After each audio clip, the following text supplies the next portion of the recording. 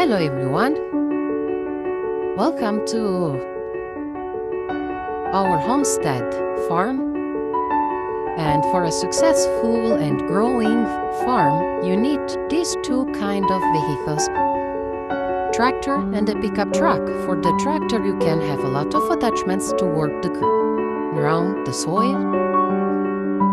And with the pickup truck you can carry a lot. And on top, you need to attach some trailers behind the pickup truck. It's able to tow long trailers and heavy stuff.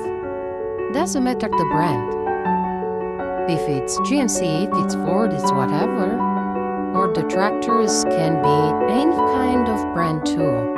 John Deere, Kubota, Ford, Universal, New Holland, doesn't matter. Attachments are universal.